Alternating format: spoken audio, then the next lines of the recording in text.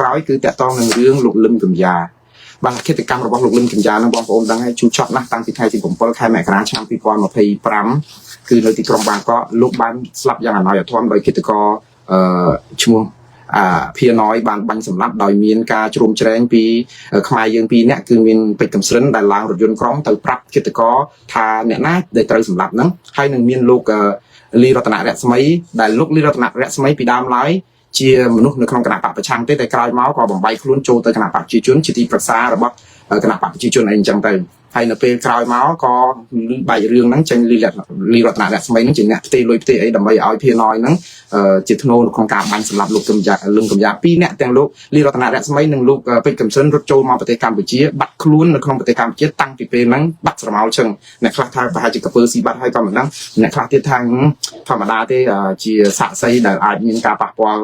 និយាយប្រេះផ្ដាស់អីប៉ះពាល់ដល់រដ្ឋាភិបាលកម្ពុជាប្រហែលជាគេលាក់ទុកនៅកន្លែងណាការពារអញ្ចឹងព្រោះអីបើសិនជាសកម្មជនគណៈបកប្រឆាំងកុំថាឡើយចូលដល់ស្រុកខ្មែរចូលដល់ថៃក៏គេតាមចាប់មកបានផងហេតុអីបានចាប់លោកលីរតនៈរស្មីនិងពេជ្រកំសិននឹងមិនបានរឿងនេះគឺឥឡូវតុលាការថៃគេបានលើកយកថ្ងៃទី30ខែកញ្ញាស្អែកនេះធ្វើជាពិធីរៀបចំជំនុំជម្រះក្តីលោកឃាតករដៃដល់ម្នាក់ដែលភីណយនឹងដែលគេចាប់បាននៅក្នុងប្រទេសកម្ពុជាហើយនឹងតកងឡានរបស់គាត់ដែលបឹកដឹកគាត់ឆ្លងកាត់ចូលដល់ទឹកដីកម្ពុជាហ្នឹងហើយគេចាប់បានហើយចាប់ទាំងតកងឡានទាំងគាត់នឹងដូច្នេះគេនឹងផ្ដំទីទោសកាត់ក្តីគាត់នៅថ្ងៃទី30ស្អែកនេះនឹងថ្ងៃខាងស្អែកផងចូលដល់ថ្ងៃទី1ខែតុលាផងសេចក្តីថ្លែងការណ៍របស់មេធាវីការពារក្តីរបស់លោកលឹមកំយ៉ានៅប្រទេសបារាំងហ្នឹងគឺរៀបរាប់អំពីសវនាការដែលនឹងប្រព្រឹត្តទៅហ្នឹងហើយក៏ពួកគាត់សង្ឃឹមថានឹងតុលាការនឹងរកយុត្តិធម៌ហើយក៏ថាសវនាការនេះគឺជាជំហានសំខាន់ជាដំបូងមួយក្នុងការស្វែងរកមុខឃាតករពិតប្រាកដតកតងនៅក្នុងករណីធ្វើឃាតកម្មបើទោះបីជាក្រុមមេធាវីថាឃាតករនិងអ្នកដៃដល់2អ្នកទៀតកំពុងតែលាក់ខ្លួននៅប្រទេសកម្ពុជាគឺលោកពេជ្រកំស្រិននិងលីរតនៈរស្មីខ្ញុំជឿថារឿងនេះក៏ជារឿងកក្រើកដែរព្រោះអីលោកលឹមកំយ៉ាគឺមានសញ្ជាតិបារាំងជាតំណាងរាស្ត្រគណៈបកសង្គ្រោះជាតិដែលមានវោហារសាស្ត្ររិះគន់រដ្ឋាភិបាលក៏ច្រើនដែរហើយប៉ុន្តែលោកជាអ្នកស្នេហាជាតិមួយដ៏ផ្ដួលផ្ដាច់ក្នុងសរសើរវីរភាពនិងភាពអង្អាចក្លាហានរបស់លោកប៉ុន្តែជាអកុសលគឺត្រូវបានឃាតកររួមគ្នាពួតដៃគ្នាថៃជាអ្នកសម្លាប់ប៉ុន្តែខ្មែរជាអ្នកពួតដៃគ្នាឲ្យជួលឃាតករថៃឲ្យសម្លាប់គឺវាឈឺចាប់មែនតើស្ដាប់ទៅគឺពាក់ព័ន្ធនឹងជនជាតិខ្មែរយើងហើយឃាតកម្មដែលកើតឡើងរាល់ដងមិនដែលរកឃាតករឃើញទេជួនកាលបានឃាតករសម្បត្តិនិមិត្តក៏ប៉ុន្តែម្ដងនេះគឺមានរូបថតនៅលើរថយន្តក្រុងដែលមានលោកពេជ្រកំស្រិនដែលជាប្អូនបង្កើតរបស់លោកពេជ្រស្រស់ចូលរួមដៃនៅក្នុងការដែលប្រាប់ឃាតករឲ្យបាញ់ឲ្យត្រូវជនរងគ្រោះហ្នឹងហើយលោកលីរតនៈរស្មីហ្នឹងគឺតាក់ទងទូរស័ព្ទនៅក្នុងការផ្ទេរលុយដើម្បីឲ្យបានដល់ដៃឃាតករអញ្ចឹងហើយអ្នកទាំងអស់នេះគឺសុទ្ធតែជាជនដៃដល់នៅក្នុងអកតកម្មនេះហើយខ្ញុំជឿថានៅពេលដែលតុលាការថៃកាត់ទោសនេះវាជាឱកាសមួយក្នុងការឲ្យពិភពលោកបានដឹងថាប្រជាពលរដ្ឋខ្មែរក៏កំពុងតែតាមដានមើលថាតើតុលាការថៃអាចរកយុត្តិធម៌ជូនជនរងគ្រោះបានឬយ៉ាងណាខ្ញុំជឿថាតុលាការថៃនឹងកាត់ទោសភីណយព្រោះនៅក្នុងដែនសមត្ថកិច្ចគេប៉ុន្តែគេបានចេញពីការតាមចាប់លីរតនៈរស្មីនិងពេជ្រកំស្រិនអីចឹងដែរប៉ុន្តែមើលទៅតាំងពីហ្នឹងមកមិនមានការថ្លែងសារណាមួយពីរដ្ឋាភិបាលកម្ពុជាទាក់ទងនឹងរឿងនេះសោះយើងក៏ចាំតាមដានតទៅទៀតហើយបងប្អូនខ្ញុំនឹងជម្រាបជូនព័ត៌មាននេះនៅពេលដែលសវនាការធ្វើនៅថ្ងៃស្អែកថាតើបានលទ្ធផលយ៉ាងម៉េចគេចាស់រឿងពេជ្រកំស្រិននិងលីរតនៈរស្មីហ្នឹងគឺនឹងធ្វើយ៉ាងម៉េចចាក់ពួកគាត់បានព្រោះអីកម្ពុជាម្ដងនេះមានរឿងជាមួយថៃទៀតអាចមិនពិបាកនឹងសហការគ្នាការមិនទាន់មានរឿងការត្រូវគ្នាលោកលើមួយ Thaksin តកូល Thaksin ស្រីយីងសំទោសបេថងឋានមិននៅតាមមិនបានជួយសម្រួលរឿងនេះផងចាឥឡូវសម្រាប់អត់ត្រូវគ្នាទៀតតើអាចនឹងយកពីអ្នកនេះទៅឲ្យកាត់ទោសឬក៏ជាសាកសីរស់អីយ៉ាងម៉េចឬក៏កពើស៊ីយ៉ាងណាគឺយើងអត់ដឹងតែយើងត្រូវចាំមើលទៀតថាតើជំហរកម្ពុជាយ៉ាងម៉េចដែរតើតើនឹងរឿងពីរអ្នកដែលថៃសុំឲ្យជួយចាប់ខ្លួនហ្នឹងហើយតើតុលាការថៃសម្រេចយ៉ាងម៉េចទៅលើសាកសីដែលមានស្រាប់តើភីណយហើយនឹងចាក់ក្រឹតដែលជាអ្នកបើកឡានឲ្យភីណយនឹងឆ្លើយយ៉ាងម៉េចតកតងនឹងរឿងឃាតកម្មដ៏កក្រើកនៅទីក្រុងបាងកកនេះបាទខ្ញុំតកតងនឹងការដែលវាយកំទេចអាគារឬក៏អាចថាជាផ្ទះសំឡង3ខ្នងនៅឯព្រំដែនខេត្តពោធិ៍សាត់និងខេត្តត្រាតនៃប្រទេសថៃតាមពិតរូបភាពដែលគេផ្ដល់មកហ្នឹងមែនតើទៅវាពិបាកមែនតើខ្ញុំព្យាយាមស្រាវជ្រាវរកព័ត៌មានច្រើនដើម្បីឲ្យខ្ញុំរៀបចំប្រាប់បងប្អូនអំពីភូមិសាស្ត្រពីខាងកម្ពុជាទៅវិញបងប្អូនប៉ុន្តែដោយសារតែយើងខ្វះព័ត៌មានពីខាងកម្ពុជាយើងពិបាកផ្ទៀងផ្ទាត់ត្រង់ថានៅពេលដែលគេនិយាយពីរឿងនៅខេត្តត្រាត ខេត្តអីហ្នឹងយើងដឹងតែជាភូមិសាស្ត្រជាប់ខេត្តពោធិ៍សាត់តែប៉ុណ្ណឹងប៉ុន្តែឲ្យដឹងតំបន់ជាក់ស្ដែងតែម្ដងនៅពេលដែលគេវាយកំទេចផ្ទះវាយកំទេចអីប្រជាពលរដ្ឋហ្នឹងដូចតែភូមិព្រៃច័ន្ទឬក៏ជោគជ័យអីអញ្ចឹងសូម្បីតែថៃប្រើពាក្យនងច័ន្ទអីអញ្ចឹងទៅយូរទៅគឺយើងដឹងថាព្រៃច័ន្ទនិងភូមិជោគជ័យនៅក្នុងភូមិសាស្ត្រខេត្តបន្ទាយមានជ័យអីចឹងព្រោះរឿងហ្នឹងវាក្តៅអញ្ចឹងដូចថាមានប្រជាពលរដ្ឋចុះទៅដូចថាទាញលបងបលាលុះអីពីថៃប៉ុន្តែនៅតំបន់ខេត្តត្រាតនេះគឺជាតំបន់ឆ្ងាយហើយអត់មានប្រជាពលរដ្ឋទៅតវ៉ាអីបានទេហើយឃើញតែអាជ្ញាធរទេតតាំងគ្នានៅក្នុងលិខិតមិនតតាំងគ្នារបៀបជាកម្លាំងអីទេហើយថៃក៏ចេះតែពុំមានជាប្រចាំអីចឹងមកឥឡូវនេះថ្ងៃម្សិលមិញទី8ខែកញ្ញានេះគឺតាមអ្វីដែលសារព័ត៌មានថៃមាន The Nation មាន Thai Press មាន Khawsot មាន PBS World គឺគេផ្សព្វផ្សាយរូបភាពអំពីការវាយកំទេចអគារដែលជាសំណង់នៅព្រំដែនកម្ពុជាថៃរបស់យើងហ្នឹងដែលជាប់ព្រំដែននេះទៅគឺសំណង់ទាំងអស់នេះនៅក្នុងដែនអធិបតេយ្យរបស់កម្ពុជាទេព្រោះកម្ពុជាច្បាស់ខ្លួនឯងហើយថាវានៅក្នុងដែនអធិបតេយ្យរបស់យើងបានតែយើងសាងសង់សំណង់បែបនេះឬក៏មានផ្ទះបែបនេះប៉ុន្តែថៃគេថាគ្រឿងឬក៏សំណង់ទាំងអស់នោះចូលក្នុងដីគេទេដូច្នេះគេទាមទារឲ្យយើងកំទេចចោលយូរហើយឥឡូវនេះអ្វីដែលផ្ទះ3ខ្នងនៅខេត្តត្រាតហ្នឹងហើយអ្វីដែលជាសេចក្តីថ្លែងការណ៍របស់ថៃទ័ពជើងទឹកថៃហ្នឹងគេនិយាយចេះថាផ្ទះទាំង3ខ្នងនេះត្រូវបានដាក់គ្រាប់បំផ្ទុះឬក៏ថាវាយកំទេចចោលបាត់ទៅហើយកាលពីថ្ងៃទី28ខែកញ្ញាឆ្នាំ2025ព្រោះអីគេចោទកម្ពុជាថាបានទន្ទ្រានឈ្លានពានចូលទឹកដីថៃយកទៅសង់ផ្ទះសំណង់រឹងនៅក្នុងដែនអធិបតេយ្យរបស់គេនេះហើយថាការវាយកំទេចនេះគឺធ្វើឡើងក្រោយក្រុមបញ្ជាការពារព្រំដែននៅខេត្តចន្ទបុរីហើយនិងខេត្តត្រាតរបស់ប្រទេសថៃហ្នឹងគឺចង់ដោះស្រាយបញ្ហាប្រឈមមុខគ្នានេះយូរហើយឬថាចរចាជាមួយកម្ពុជាយូរហើយតែកម្ពុជាមិនព្រមអនុវត្តតាមអីអញ្ចឹងទៅដូច្នេះគេក៏ចាប់ផ្ដើមអនុវត្តការវាយកំទេចដោយខាងភាគីគេទៅវិញខ្ញុំអត់ដឹងថាម៉ោងនេះតើនៅផ្ទះនឹងមានប្រជាពលរដ្ឋនៅក្នុងនឹងទេឬក៏មានទាហានយើងនឹងទេប្រហែលជាអាចបោះបង់ចោលទុកឲ្យនៅទំនេរហើយបានថាគេអាចកំទេចបានអញ្ចឹងណាបងប្អូនខ្ញុំនិយាយនេះគឺនៅតែរងចាំចម្លើយពីខាងក្រសួងការពារជាតិកម្ពុជារបស់យើងដែរព្រោះអីអ្វីដែលថៃថាគ្រប់រឿងហ្នឹងមិនមែនបានន័យថាពិតទាំងអស់ទេបងប្អូនក៏ប៉ុន្តែមិនមែនបានន័យថាគេកុហកទាំងអស់ដែរព្រោះដោយសារតែយើងអត់មានប្រព័ន្ធឯករាជ្យផ្សព្វផ្សាយហ្នឹងហើយបានថាយើងត្រូវចាំមើលគេនិយាយមកហើយយើងនិយាយតាមអ្វីគេនិយាយសិនហើយទៅចាំស្ដាប់ពីខាងកម្ពុជាបកស្រាយវាអត់សូមែនតើតាមពិតម៉ោងហ្នឹងគឺនៅពេលមានរឿងអញ្ចឹងវាត្រូវមានសារព័ត៌មានឯករាជ្យណាចុះផ្សាយក៏ក្រៅសម្ភារក្រសួងការពារជាតិសម្ភារក្រសួងទាំងខ្មែរទាំងថៃអីចឹងហើយយើងជាប្រជាពលរដ្ឋហ្នឹងគ្រាន់តែស្រង់ប្រសាសន៍សារព័ត៌មានឯករាជ្យហ្នឹងមកដល់យូរទៅវាទៅជាបន្ទុកធ្ងន់ណារឿងបបរថ្នោតនៅឆ្នាំផ្ទះហ្នឹងទៅវិញអញ្ចឹងខ្ញុំក៏ពិបាកបងប្អូនដែលថាប្រឹងប្រែងអស់ពីលទ្ធភាពដែរប៉ុន្តែពេលខ្លះហ្នឹងក៏យើងថាវាពិបាកប៉ុន្តែខ្ញុំពិបាកយ៉ាងណាក៏ខ្ញុំខំប្រឹងប្រែងយល់តាមលទ្ធភាពដែលអាចមានព័ត៌មានជូនហើយម្ដងទៀតព័ត៌មានផ្សាយនេះគឺផ្សាយទៅតាមព្រឹត្តិហេតុជាក់ស្ដែងអត់មានជាការដែលចិត្តតែលើកឡើងបង្កើតព្រឹត្តិការណ៍ដើម្បីឲ្យមានព័ត៌មានបងប្អូនចូលមើលមាន like មាន share ទេអត់មានអញ្ចឹងទេហើយអ្នកណាចោទប្រកាន់ថាអីលំអៀងទៅខាងណាពពលអីហ្នឹងអស់លោកកំពុងតែខ្លាចជាងកែបក្នុងដូងហើយអត់ព្រមផ្សាយខាងខ្លួនឯងឲ្យច្បាស់ហើយទៅបិទមាត់គេមិនឲ្យផ្សាយពីខាងគេនោះឥឡូវគេផ្សាយមកអញ្ចឹងតែយើងដោះស្រាយអីដោះស្រាយទៅអាហ្នឹងជារឿងចំហរបស់យើងតើឥឡូវគេថាគេរំលំផ្ទះខ្មែរ3ខ្នងទៀតហើយក្នុងដែនអធិបតេយ្យយើងអាកាឡាលួសកំពុងតែរឹតរួតពេញបេះដូងសួតប្រមាត់យើងហើយឥឡូវគេបំផ្លាញផ្ទះយើង3ខ្នងទៀតនៅឯខេត្តពោធិ៍សាត់តើខ្មែរយើងឈឺចាប់ទេបងប្អូនឮដូច្នេះហើយគេនិយាយយ៉ាងខេងរែងគេថាគេបានដោះស្រាយបញ្ហាដែលជាស្នាមបលានៅក្នុងដួងចិត្តថៃរបស់គេយូរឆ្នាំដែរគឺឥឡូវនេះគេធ្វើបានជោគជ័យដោយកំទេចផ្ទះខ្មែរ3ខ្នងដែលសង់ចូលក្នុងដីគេយើងស្ដាប់មកយើងក៏ឈឺចាប់ដែរគេឈឺចាប់គេថាគេយើងនឹងចូលដីគេតែយើងឈឺចាប់ដោយសារអីយើងវានៅក្នុងដីយើងហើយអារឿងវាពិបាកបំផុតហ្នឹងគឺថៃគេថានៅក្នុងដីគេប្រើផែនទីមួយលើຂະຫນាត1លើ50,000ទៅអញ្ចឹងទៅគេអូសយកទៅហើយយើងច្បាស់របស់យើងគឺយើងប្រើផែនទីຂະຫນាត1លើ200,000ដែលជាឧបសម្ព័ន្ធអនុសញ្ញាសន្ធិសញ្ញាបារាំងសៀមឆ្នាំ1904 1907អញ្ចឹងទៅប៉ុន្តែយើងច្បាស់ខ្លាំងនឹងអនុសញ្ញាឬសន្ធិសញ្ញាបារាំងសៀមយើងមានហេតុផលប៉ុណ្ណានៃដែលជាសន្ធិសញ្ញាអន្តរជាតិថៃអត់អលីងយកអនុសញ្ញាឬក៏ផែនទីគូឲ្យឯកតោភាគីគេអាចបំផ្លាញផ្ទះយើងបានអាចយើងមានផែនទីរបស់បារាំងសៀមដែលជារបស់តុលាការអន្តរជាតិយុត្តាធិការអន្តរជាតិយើងអាចធ្វើអីគេបានអានេះហើយដែលធ្វើឲ្យខ្មែររងកម្មដែលថា cho hạt ấy ban chỉ dương áp phọp máy hay dương từ nơi lúc chụp cung chụp buông một thay năng đào về là tiết dương áp một đấy bàn tay kia bổn piên dương cái do chừng ngô chắc hơi dương miên pho tang miên ai cái xã năng việc hạt bây đôi chỉ dương đây khai dương nơi phum dương chụp mũi kia dương miên phăng răng á bong phôn dương miên phăng răng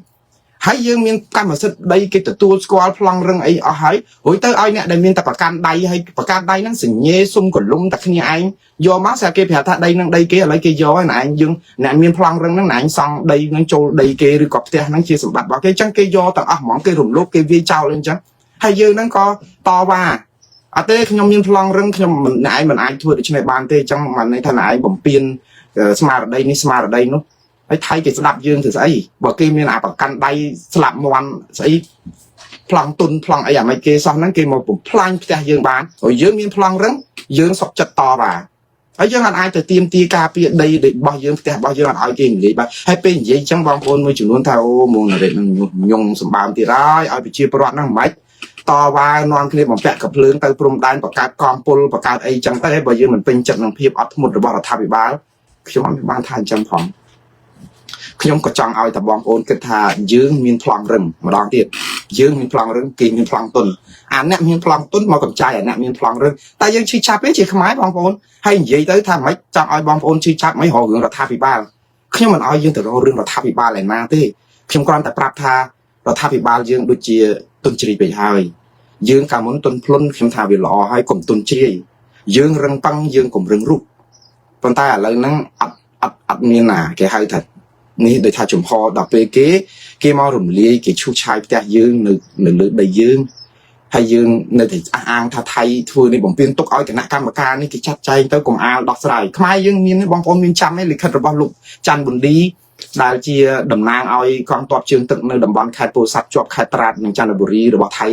ได้เสหรือขัดมุ้ยกาปีไทยที่มาเพย์ปีไทยกันงาน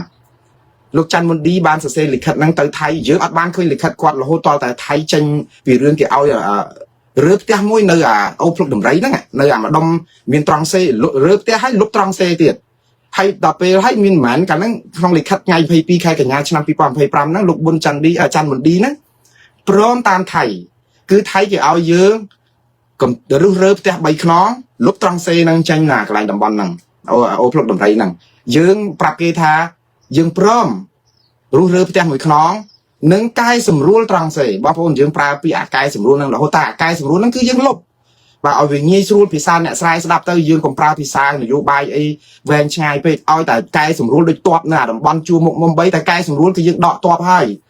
ว่ามันแต่กายสมรู้อย่างน้ำบ่กายสมรู้làตีฮออะไรตึกมาเปียงจังให้แต่ยืนไถนั่งไปในขนมเปียงนั่งให้กายสมรู้บ้านในไหมไถนั่งให้แล้วปีภายขังจืงในเปียงมาภายขังโบงในเปียงแต่วันนั้นขนมเปียงนั่งได้แต่นั่งมายังทากายสมรู้บ้านไทยกายขนมในไทยยังวล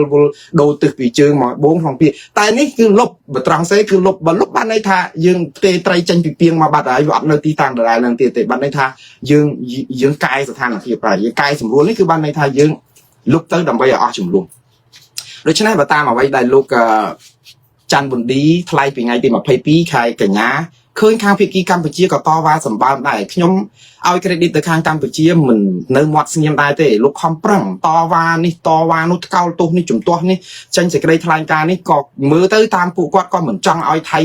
จะบามยกได้ขมายสมไปแต่มวยมิลลิมาเดินมวยจมานาได้แต่บัตตามาไว้ได้จีซาระบบปูก็คอมปรังได้จำยี่ไอ้กาบดคือแบบลูกจันดีจันบุญดีได้เชียเวลาสมัยไอ้ในขนมของตอบเชิงกุกได้ในขนมปรุงได้ตัวจมูกไทยในผู้มาซาโอพลุกดำไรนั่งในขนมหลีคัดก่อนไงเพย์ปีนั่นก่อนยังจะมาให้ท้ากัมพูชีพร้อม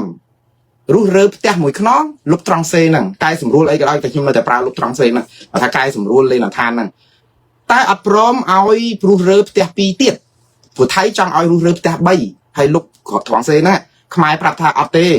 แต่มวยลูกบ่ารู้เรือบ้านตรังเซลูกบ้านคนตายแต่ปีเตี้ยคือจีสมบัติระบบจีบรอดขมายเหมือนไอ้เอาไอ้ปากปอลบานเต้ตัวแต่จำไอ้ขณะกรรมการกรมด้านจุ่มรอเจบีซีไอ้เกดอกเสียไอ้ตั้งให้ส่งไอ้มือสมาร์ทได้MOUไอ้จังไปให้trong lịch khấtนั้นก็มีใจฉบับจังให้ไทยก็เกยอมอปรับจังได้ถักไม้โปรใหม่ไอ้ลูกกำติดเตียนั่งมวยเช้าลูกเล่นนะท่าคนตาเตียได้ลูกจันบุญดีมีภาษานั่งไง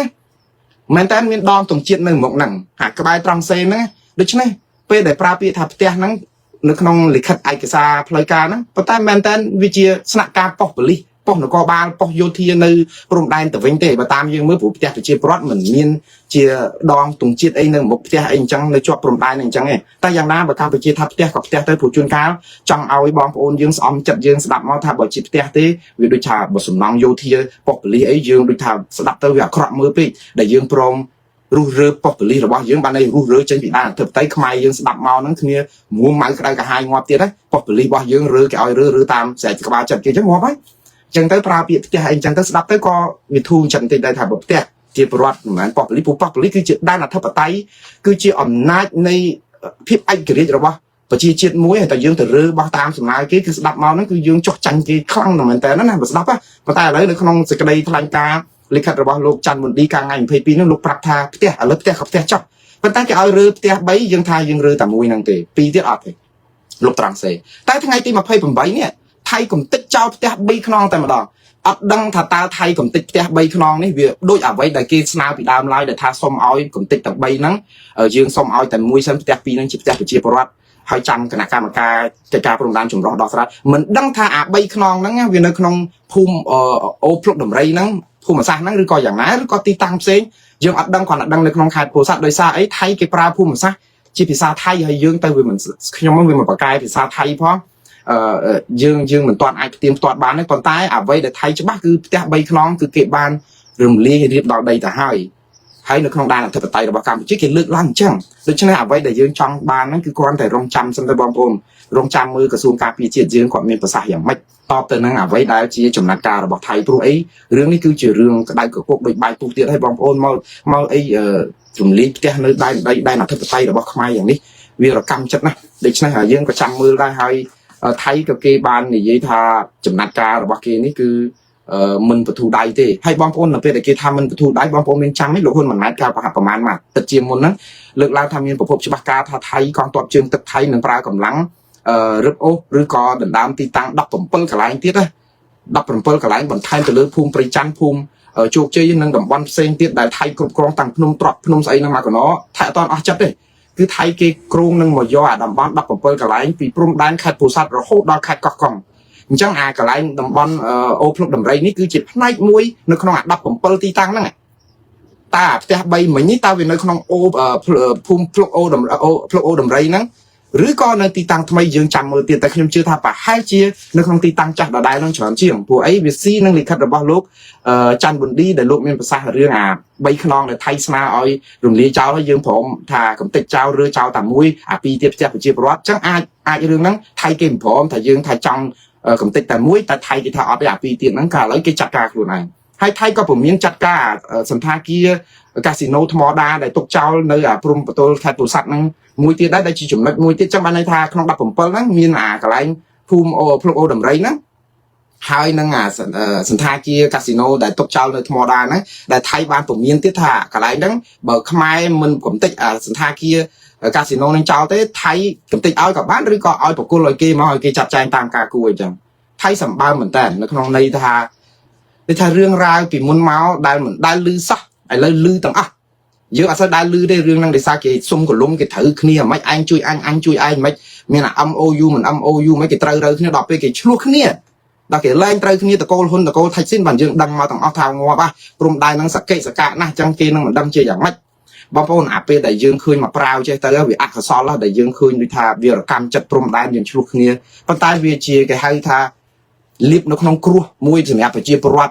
ឋខ្ញុំនិយាយលៀបក្នុងគ្រោះហ្នឹងមិនមែននិយាយរឿងបាត់ដីទេបងប្អូនតែបាត់ដីហ្នឹងមកជេរខ្ញុំតែក្បត់ជាតិទៀតហើយថាខ្ញុំស្អីលៀបស្អីគេបាត់ដីអស់ខ្ញុំនិយាយថាលៀបហ្នឹងគឺព័ត៌មានក្នុងដៃប្រជាពលរដ្ឋបានដឹងថាអូអាតំបន់ហ្នឹងដីយើងគេរំបំពេញកន្លែងនេះយកដែរដឹងទេរឿងទាំងអស់ហ្នឹងយកដែរដឹងសោះបើកុំមានរឿងហ្នឹងគឺយកដែរដឹងទេដីយើងជាម្ចាស់ផ្ទះជាម្ចាស់ប្រទេសវាអីហ្នឹងយកដែរដឹងទេតើតែមានអញ្ចឹងបានអូអាភូមិភ្លុកអូដំរីអូអាសន្តាគារថ្មដាអូភ្នំស្អីនេះអានសេះអានស្អីច្រកនេះច្រកនោ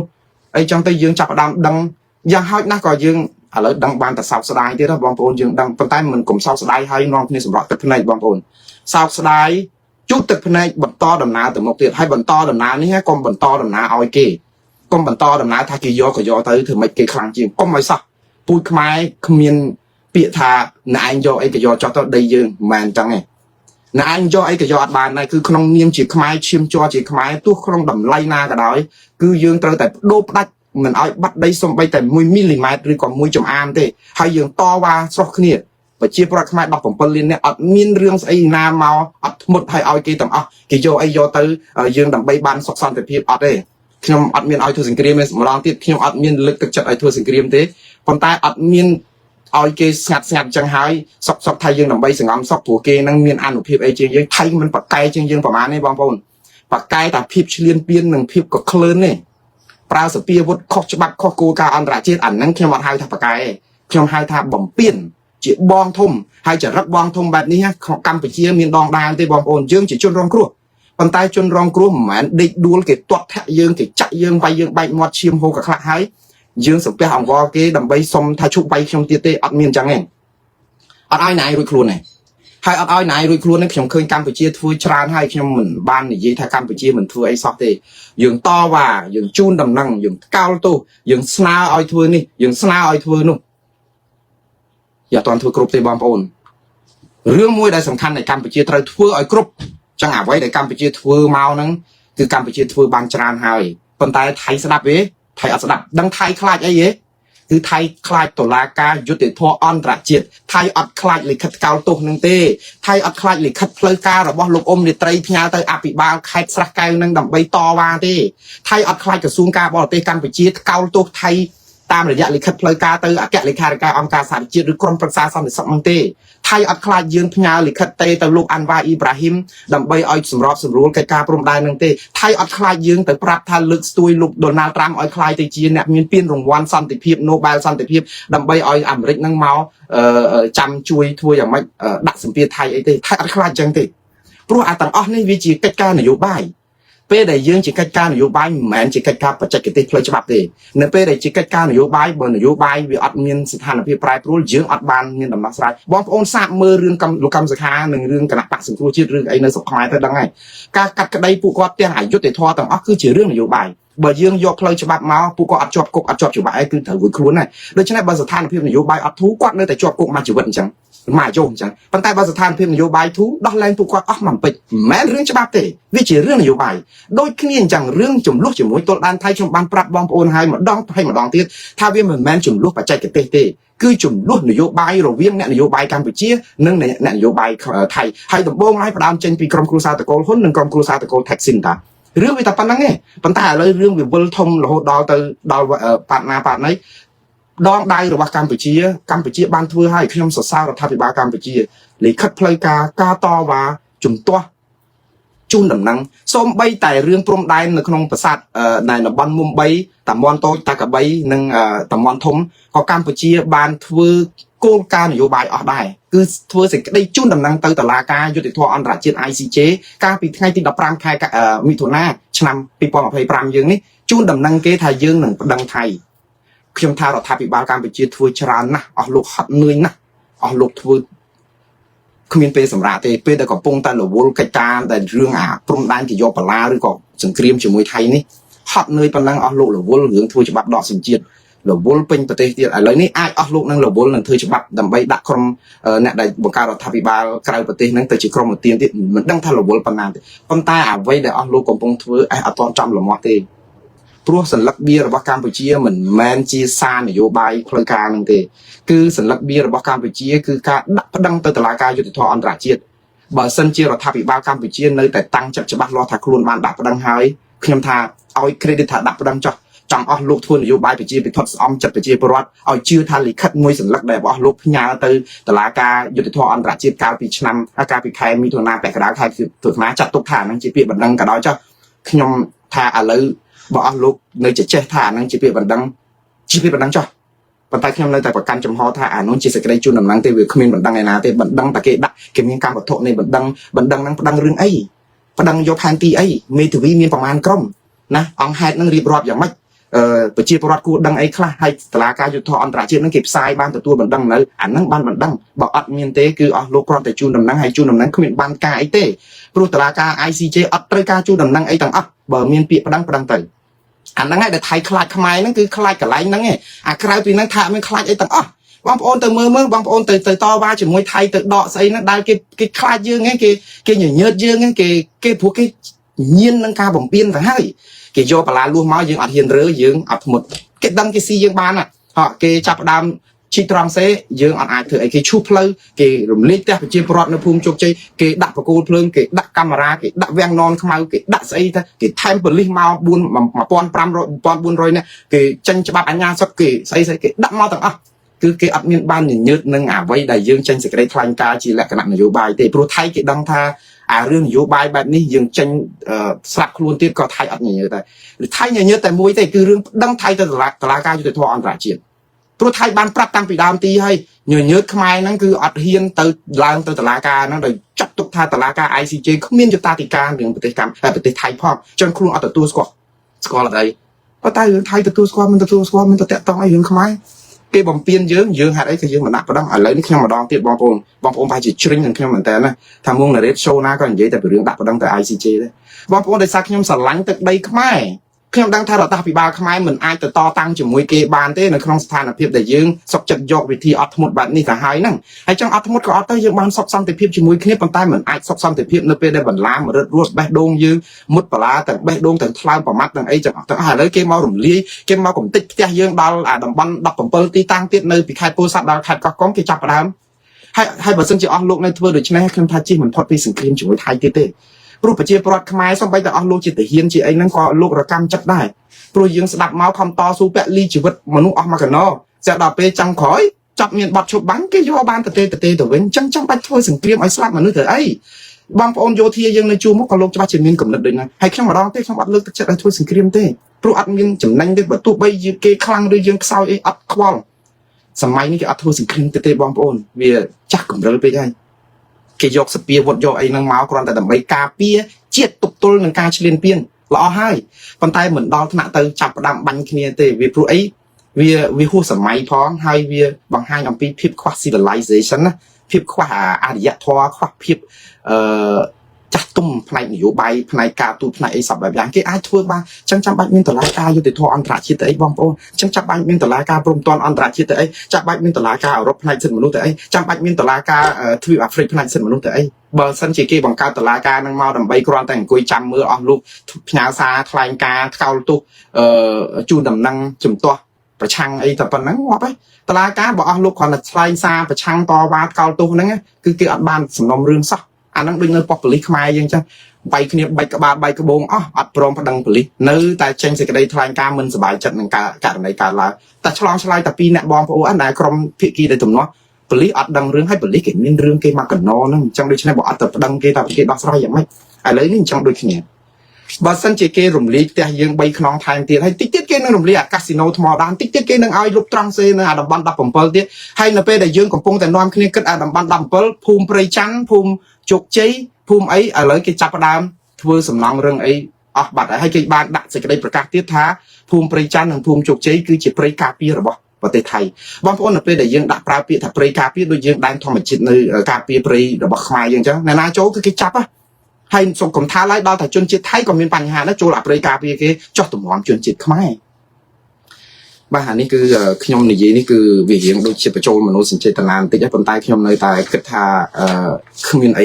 ใครไทยเหมือนสลับยืงปนตายขยมเจอทาไทยหนึ่งคลายตลาดการอยู่ในทออันตรายจิตนะให้บอสันเจคำไปเชียกระทาบานดักประดังให้การมุนประดังบานแต่เรื่องการใน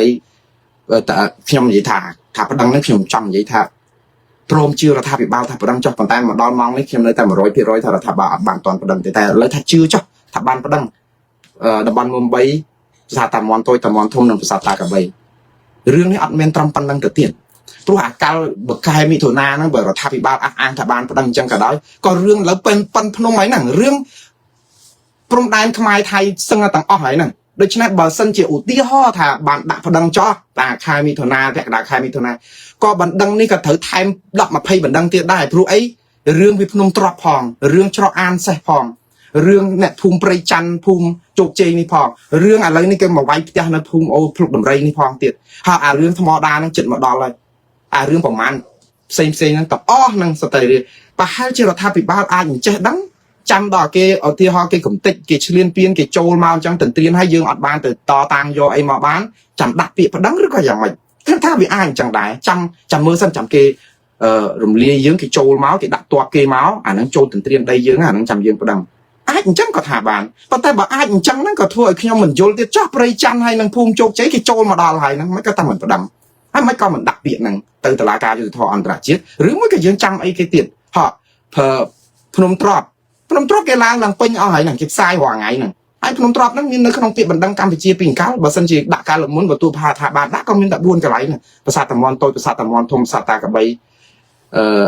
នៅតំបន់មុំបីហ្នឹងហើយឥឡូវមកជំនាខាងព្រំដែនទៅពុសាត់ទៅខេត្តបាត់ដំបងនេះរាយប៉ាយគេដាក់បលាលុះដាក់អីថែមទៀតដូច្នេះវារឿងច្រើនណាស់អញ្ចឹងអស់លោកនឹងរវល់ខ្ញុំជឿថារវល់ណាស់មួយថ្ងៃមិននេះទេប៉ុន្តែខ្ញុំជឿថាយ៉ាងហោចណាស់ក៏អាចនឹងបើសិនជាចេញសេចក្តីជូនដំណឹងទៅក្រុមមេធាវីនឹងចងក្រងមានគណៈកម្មការនឹងដល់ណាហើយឲ្យប្រជាពលរដ្ឋបានដឹងខ្លះទេហើយបណ្ដឹងហ្នឹងគេរៀបចំយ៉ាងម៉េចអត់ធ្មត់អីទេតែខ្ញុំទៅជាក្បាលអីទេព្រោះយើងស្រឡាញ់សន្តិភាពខ្ញុំដឹងតែយើងអរគុណសន្តិភាពមកអាយុមកហើយប៉ុន្តែអរគុណសន្តិភាពជាមួយថៃនេះទៅមិនរួចទេព្រោះថៃជាអ្នកឈ្លានពានយើងមិនអាចមានសន្តិភាពទេនៅពេលដែលមានគេចាំទៅទន្ទ្រានហើយបងប្អូនចាំសម្ដីខ្ញុំម្ដងទៀតណារឿងព្រំដែនណារឿងដែនធិបតេយ្យរឿងដែនដីនេះណារដ្ឋាភិបាលណាក៏ដោយរដ្ឋាភិបាលណាដែរបើដោះស្រាយមិនស្រួលទេគឺចិត្តគ្មានបានសុខទេរលីកសល់ទាំងអស់គ្នាប្រជាពលរដ្ឋកាត់ចាក់គ្នាគ្មានទីបំផុតទេយើងមើលប្រវត្តិយើងមកហើយអារឿងជាមួយនឹងវៀតណាមរឿងអីសម័យលន់ណល់សម័យអីរឿងបដែតទឹកវៀតណាមអីទៅអូយយើងអត់ចង់ឲ្យប្រវត្តិសាស្ត្រនឹងសាដានអញ្ចឹងហើយបានថាមានតែអង្វរឲ្យរដ្ឋាភិបាលដាក់ប្តឹងគេទៅប្តឹងទៅហើយបើវាភ្លើងឆេះកាលហើយព្រោះយើងអត់បានប្រើអាវុធផងហ្នឹងយើងអាវុធរបស់យើងដែលស័ក្តិសិទ្ធិបំផុតគឺពាក្យបណ្ដឹងជាផ្លូវការទៅតុលាការយុត្តិធម៌អន្តរជាតិ ICJ និងតុលាការព្រហ្មទណ្ឌអន្តរជាតិ ICC ប្តឹងពីការបំពានរបស់ថៃហើយឲ្យថៃចាត់ការបណ្ដឹងអីចាត់ទៀតទៅកុំទៅខ្វល់រឿងថៃហើយថៃនេះណាបើយើងប្តឹងអត់មានកាឡាស៊ីខ្មែរទេដោយសារអីថៃខ្លាចតុលាការអន្តរជាតិហ្នឹងអត់ទទួលស្គាល់យុត្តិធម៌ឲ្យតែឡើងទៅហ្នឹងថៃបោមកហើយថៃខ្លាចចឹងតាថៃអត់ខ្លាចលិខិតតវ៉ាទេថៃអត់ខ្លាចលិខិតស្អីឥឡូវបងប្អូនខ្ញុំឲ្យទីហងម្សិលមិញលោកអ៊ំរិត្រីផ្ញើលិខិតមួយទៅគេថ្ងៃ28ហ្នឹងទៅអភិបាលខេត្តស្រះកែវតវ៉ារឿងភូមិព្រៃច័ន្ទនិងភូមិជោគជ័យលិខិតនេះមិនមែនលើកទី1ទេណាបងប្អូនលោកអ៊ំរិត្រីលោកប្រឹងប្រែងណាស់យើងឃើញហើយគ្មានបានសម្រាប់ទទួលទានដំណេកអីស្កប់ស្កល់ទេព្រោះទៅចិញ្ជ្រុំនៅព្រំដែននឹងដើម្បីទៅមើលសុខទុក្ខប្រជាពលរដ្ឋទៅស្អីការពារអនុញ្ញាតពេលខ្លះហ្នឹងត្រូវទៅចាប់អ្នកដែលផ្សាយព័ត៌មានផ្ទាល់អីផងចឹងលោករវល់